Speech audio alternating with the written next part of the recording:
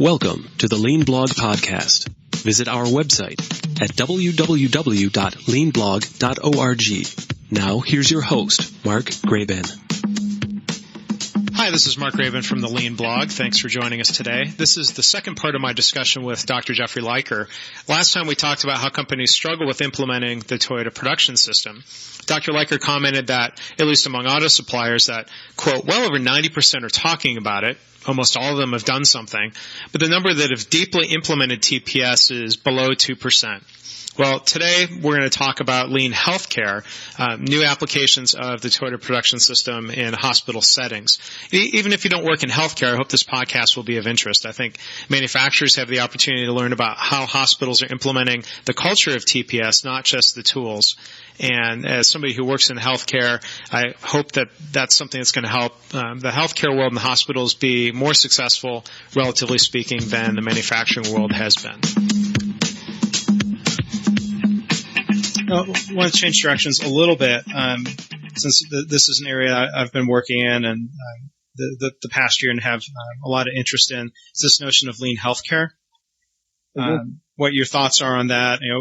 Posted some articles in the blog about some work University of Michigan Hospital is doing. I was curious if you've been involved in advising them or what your experience. I've had some involvement, not heavily, but Dr. Billy, who's been leading that at the University of Michigan. He and I are co-directors of a lean healthcare 5-day course at University of Michigan, a 5-day certificate program. And we've been teaching doctors from around the country and nurses and healthcare professionals of various kinds. And basically what has become clear is that all the principles of the Toyota production system apply very well in a hospital. I had the opportunity also to visit Toyota's hospital in Japan last summer, and they're in the process now of implementing the Toyota production system within Toyota's hospital. They own it, and it's a public hospital called the Toyota Memorial Hospital. And believe it or not, with all the years of being part of Toyota, they never really were interested in implementing the Toyota production system or Toyota methods. But they now have a new managing director, a new head of the hospital, who decided we're part of Toyota, we really got to learn the Toyota way. But there's lots of different things, but at one level there's different tools like 5S and organization. In theory you expect hospitals to be extremely well organized and antiseptic and everything in its place, but it's not the case if you look behind closet doors and you'll see it's a mess and complete lack of organization. And then there's things like, even simple things like Kanban applied to the supply system. When I was in Japan, the Toyota had reassigned 2 production and control experts to the hospital. And I was walking through the hospital and these guys are giving me a tour and they're showing me all these Kanban systems for all the materials moving in the hospital. And I asked, how is it you came to be here? And they said, that's a good question. We were wondering that ourselves. Suddenly one day we were told we were going to go work at the hospital. We thought there was a mistake. But they said once we came here, we saw that a lot of the hospital is just a big material flow system. There's a huge amount of material that needs to flow through the hospital, and it's done really badly. And we can use all the same concepts we use for material flow in a factory in a hospital, and they work just as well.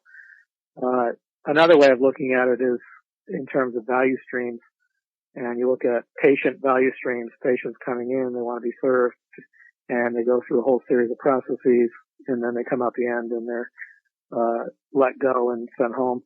And from the patient's point of view, most of what they experience is waiting and waste and lost records and misinformation. And so a lot of the work of the University of Michigan Hospital has been to pick specific value streams, map those value streams using value stream mapping, just like in factories, and find there's incredible amounts of waste, and from the patient's point of view of processing the patient through the system, and then start to work at reducing that waste through using lean tools. And they found they can easily cut in half the waste that the patient experiences, and eventually we'll be getting up to cutting 80 or 90% of waste. For example, a patient who calls in and has a problem, in the sports medicine part would have waited weeks to get served, and now they're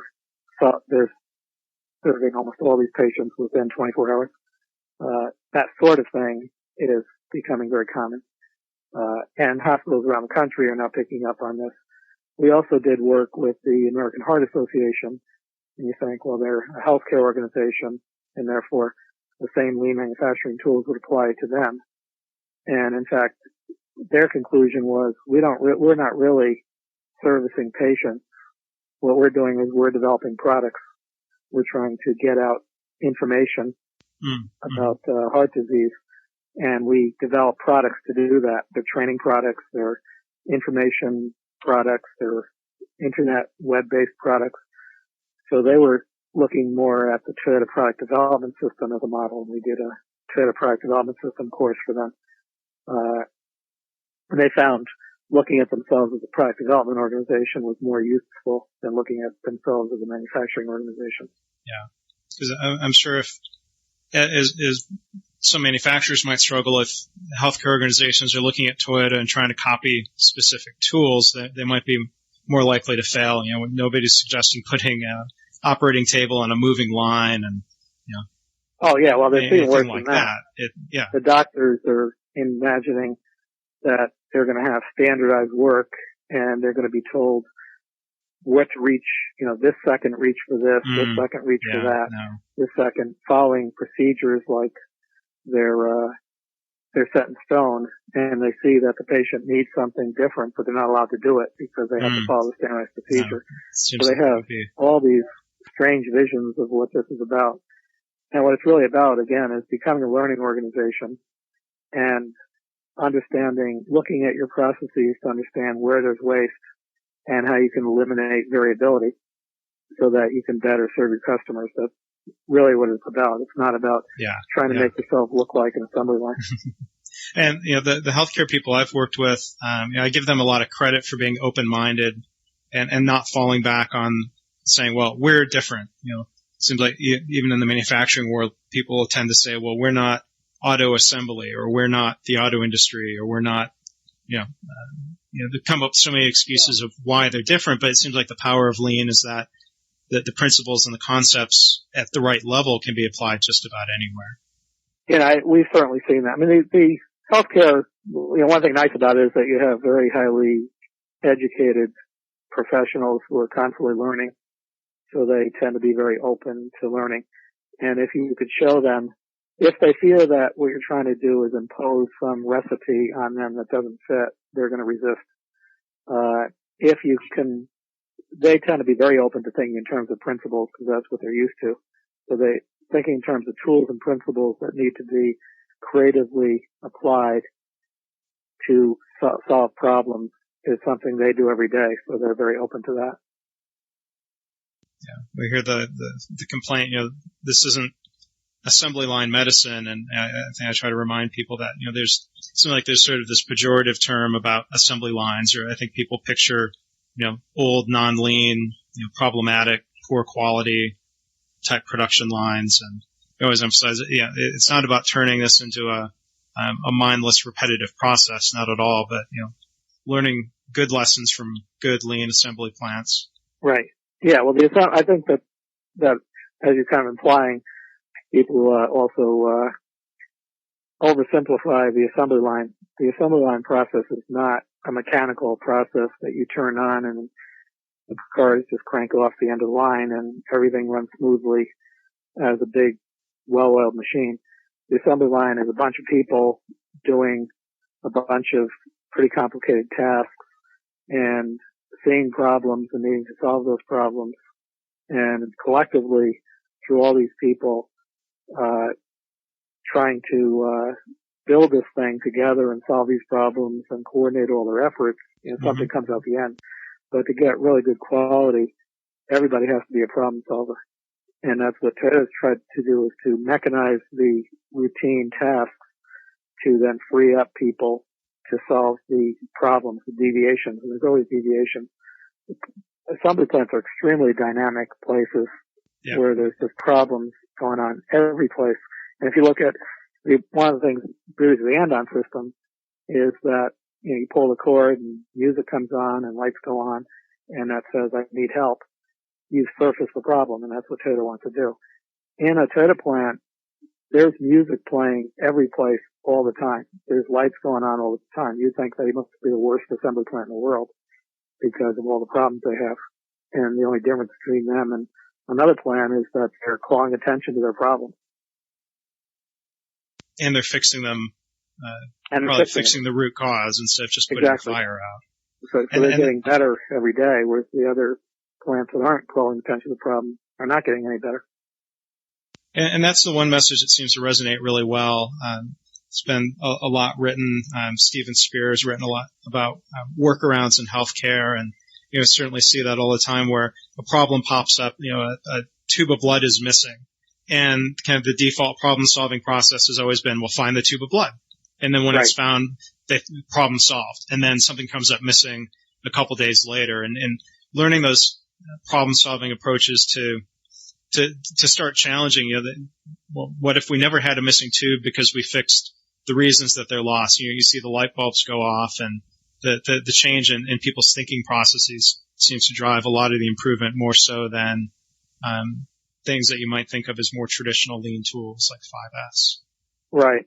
And that's that process of calling attention to problems, solving problems is very powerful. I know in the University of Michigan Hospital, they did, as one of their model projects, they did this intravenous catheter thing that you insert so that you don't have to keep on reinserting the intravenous line every day to the patient. You can easily insert it into this catheter thing that's inserted. And they mapped the process by which that happened, which from the time the doctor says we need this, or the nurse says we need this, till it was actually inserted and ready to go, could take days, and it's probably minutes of value-added work in that process. So they looked at that whole process, they mapped it, they put it on the wall, big map on the wall. Here's the current process, and then they asked for suggestions, and they put post-it notes up there, and they got dozens of suggestions. All these nurses came out of the woodwork to suggest where they could improve, and then they came up with a future state, and they dramatically reduced the time it took to do this. When they developed these carts that were well designed in 5S, and they developed a process of calling for it, and they cut out a bunch of the steps.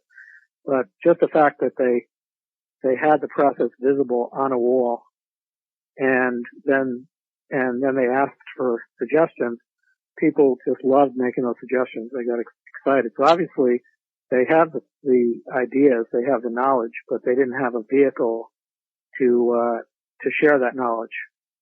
And simple visual tools allowed them that vehicle that they could make this process visible. And everybody said, oh yeah, that's been frustrating for years for me, and I'd love to come up with an idea for improving that. Well, I'll make sure that there are links to your books and information about you on the Lean Blog website. But if people wanted to contact you, or if they wanted help from you, what type of consulting or advising do you do personally or through another organization? Well, personally, I am often asked to do keynote speeches and talk at conferences, and sometimes I tend to do more like a workshop. Like somebody will say, we need a leadership workshop, and we need to have a vision for what our company would look like if we were really following these principles of Toyota Way. Can you help us by teaching us, and then helping the management team develop a vision for our company? I tend not to get so involved in the day-to-day tools and transformation. I also am part owner of a company, Optiprise, and Optiprise has a set of consultants who have been trained in Lean. A number of them used to work for Toyota, and my consultants actually go on the shop floor, and they do value stream mapping, and they put in pull systems, and they step-by-step teach the plant what this is about, how to make this a system, and how to turn it into to real problem solving. Mm-hmm. So I do both those kinds of things, and again, personally, I get regular emails just asking me to speak at this event or that event, and sometimes it's a 1-hour presentation, sometimes it's a whole day, sometimes it's a several-day workshop, and as well as, is there a way you can help us on a consulting basis? And then I rely on people who work for me who are more hands-on in their experience.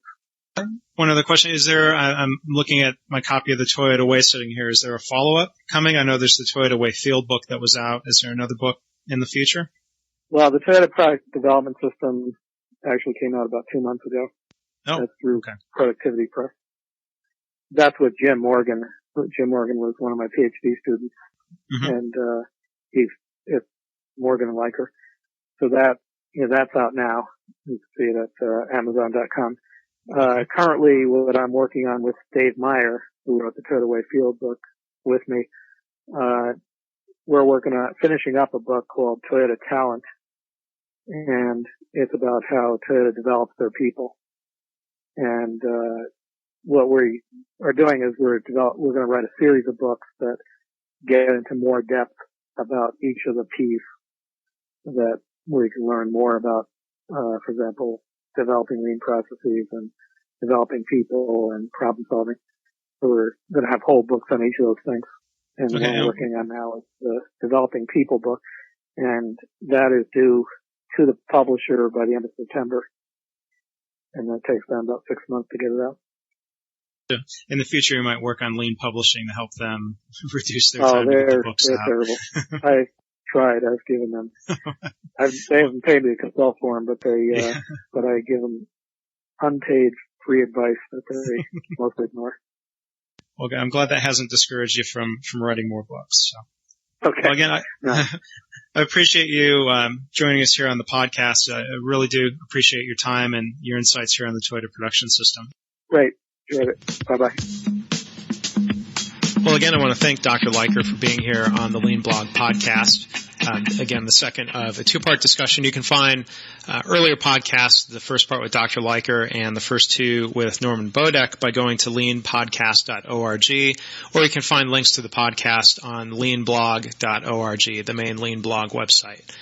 Coming up in the next couple of weeks, we'll have podcast discussions with Jamie Flinchbaugh of the Lean Learning Center. You might recognize him as a frequent contributor to the Lean blog. And we'll also have more discussions, again, with Norman Bodek. If you have any questions or feedback for me or my guests, please do contact me through the Lean blog, or you can call and leave a voicemail at area code 817-776-LEAN. That's 776-5326. And we might use those messages on the air in a future podcast. Thanks again.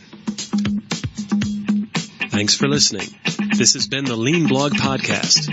For Lean news and commentary updated daily, visit www.leanblog.org. If you have any questions or comments about this podcast, email Mark at leanpodcast@gmail.com.